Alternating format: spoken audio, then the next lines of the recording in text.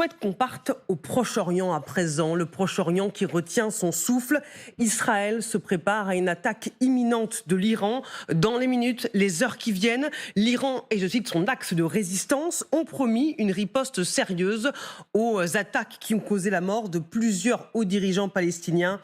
Partons rejoindre notre correspondant David Benaïm en direct de Tel Aviv. Bonjour David.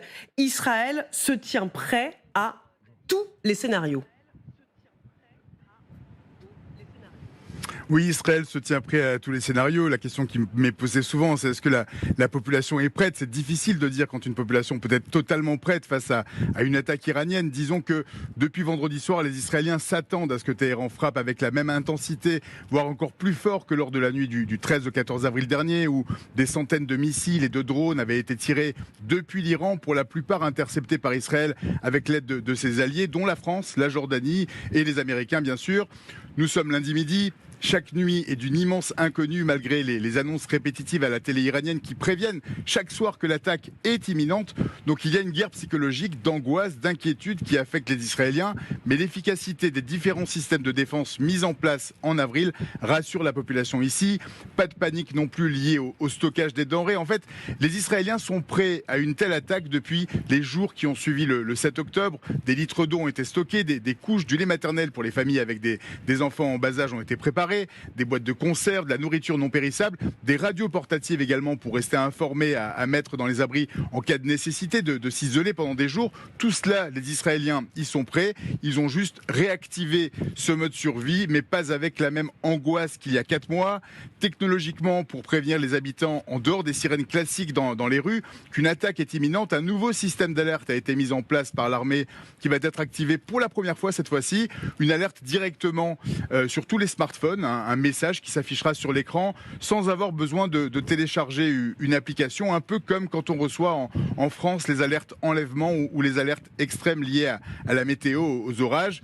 À la différence des applications habituelles qui utilisent le GPS pour envoyer ces alertes, ce nouveau système serait plus précis. Il utilise les bornes GSM pour géolocaliser les utilisateurs qui doivent être prévenus, et c'est surtout un système moins sensible aux attaques cyber ou de brouillage satellite qui empêcherait les Israéliens d'être alertés d'un possible danger immédiat. Je peux vous dire en tout cas ici qu'il y a une certaine résilience. Les habitants s'attendent à ce que cette fois-ci l'attaque puisse être coordonnée entre l'Iran et ses différents proxys. C'est ça qui inquiète, même si les dernières déclarations du ministre des Affaires étrangères iranien, qui affirme que son pays n'aurait pas l'intention de créer une escalade dans la région, mais qu'il devait absolument punir Israël pour l'élimination sur son sol d'Ismaël Haniyeh, ça tend à relativiser un peu l'état d'alerte ici. Merci beaucoup David Benaïm, que l'on va retrouver dans quelques minutes en direct d'Israël pour ces informations. Rina Bassis nous a rejoint. Bonjour. Vous êtes correspondante de la radio israélienne à Paris, rédactrice au journal américain Al Monitor et ancienne diplomate.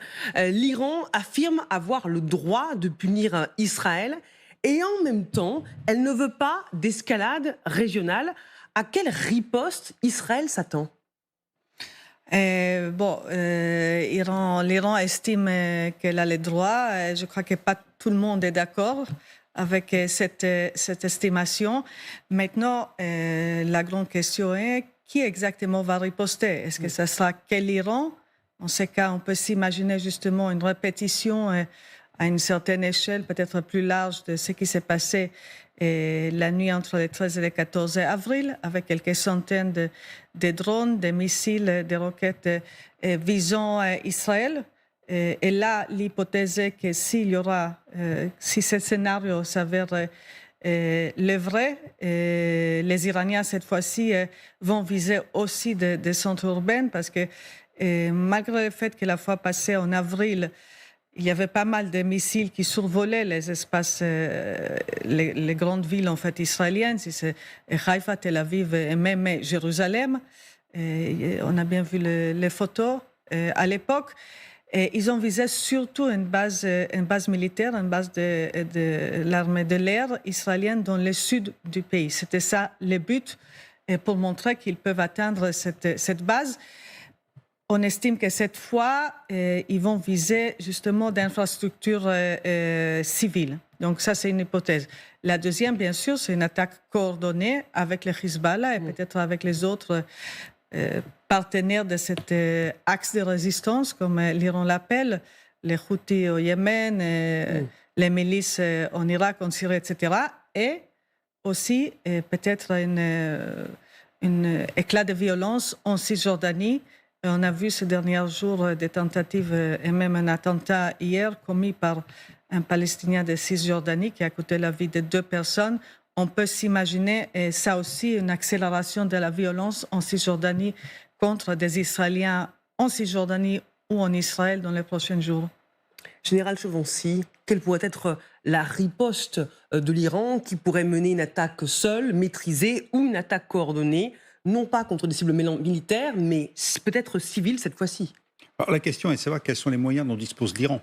Nous connaissons les moyens dont dispose l'Iran, qui sont quand même très limités, que ce soit par leur armée régulière. La seule force réelle, c'est les Pasdaran, qui sont d'ailleurs implantés en Syrie, il ne faut quand même pas l'oublier. Mais ce ne sont pas des armées conventionnelles. On est plus là dans des contacts qui seraient, je dirais, de type guérilla.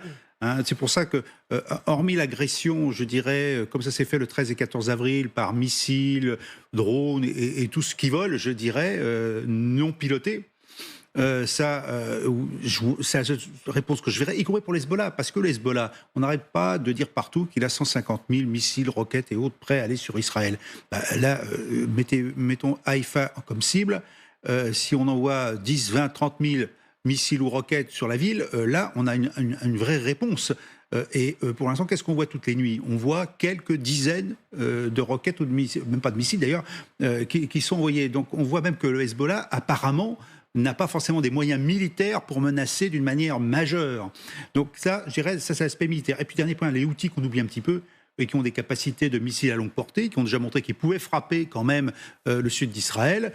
Voilà, on a à peu près, je dirais, les moyens militaires, donc rien au sol pratiquement, sauf des types de guérillas ou groupes infiltrés s'ils arrivent à passer, et finalement des tirs, je résumerai, un tir d'artillerie sous toutes ses formes. Maintenant, il reste une autre arme, qui est celle du terrorisme. Le terrorisme contre une ambassade à l'extérieur. On a vu ce qui s'est passé à Cisjordanie, même si ce Cisjordanien qui est venu en Israël, mais il l'a fait, c'est encore un individu. C'est pas quelque chose ni de coordonné, ni piloté par un État. Mais ça contribue à semer la terreur. Voilà, tout à fait. On est dans la... Mais d'un autre côté, je pense que les Israéliens sont tellement habitués, malheureusement, à ce type d'attentat, que c'est pas ça qui va les faire changer d'avis. Et même la notion de représailles, là, ils disent, bon, non, c'est pas une représaille. En revanche, l'Iran, à mon avis, ne peut pas s'affranchir d'une vraie attaque coordonnée. Donc coordonnée avec qui? Le Hezbollah, les Houthis, éventuellement le Hamas, s'il y a encore des moyens, éventuellement une révolte en Cisjordanie sous une forme ou sous une autre. Coordonner, ça veut dire ça. Et ça mérite quelques jours d'organisation pour se mettre tous d'accord et comment utiliser finalement les moyens disponibles, trouver d'abord les vulnérabilités, parce que quand même, entre Israël, qui est bien préparé, les forces occidentales qui sont bien autour, il n'y a pas beaucoup d'opportunités, je dirais, autour d'Israël ou sur Israël, qui menaceraient vraiment Israël. Et moi, c'est ça que je vois plutôt à l'extérieur d'Israël, la menace. Rina? Oui, je veux juste rappeler que parfois, il suffit même pas un missile, mais une roquette toute simple, même pas ce qu'on appelle une smart rocket, de tuer 12 enfants comme ça. Oui, dans le village de Majel Sam. Donc, ce que je veux dire, qu'il suffit qu'il y aura quelques missiles qui vont atteindre des cibles civiles. On peut s'imaginer, si on parle de, vous avez mentionné Haïfa, on a les raffineries là-bas. Oui. C'est une cible extrêmement stratégique pour Israël.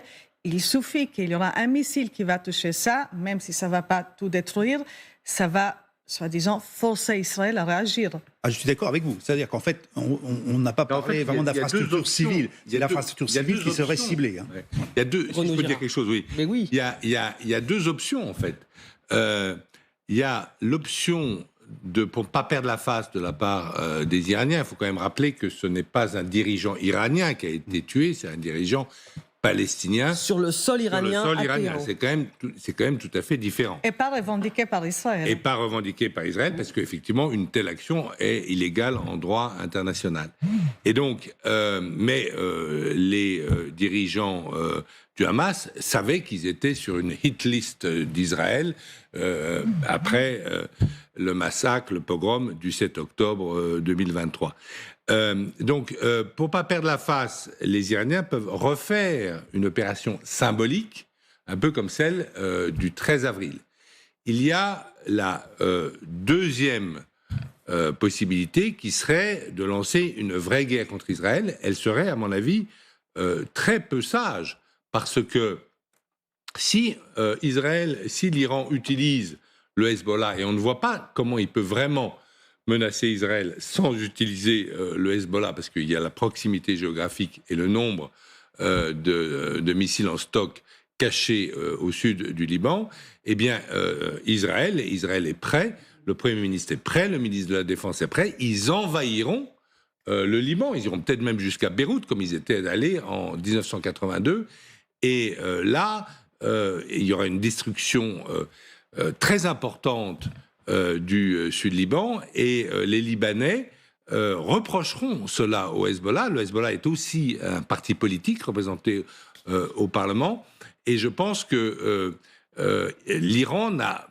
aucun moyen d'obtenir la victoire aujourd'hui contre Israël, ni la victoire d'ailleurs tactique, ni même la victoire stratégique, parce que sa population demande autre chose. Sa population a plusieurs fois manifesté pour que les fonds publics arrêtent d'aller dans ce qu'on appelle l'axe chiite, c'est-à-dire aider la Syrie, les Houthis, le Hezbollah justement, etc. Et donc, ni tactiquement, parce qu'ils ne sont pas capables d'obtenir la victoire, ni stratégiquement, je pense que les Iraniens n'ont aucun intérêt à une guerre généralisée.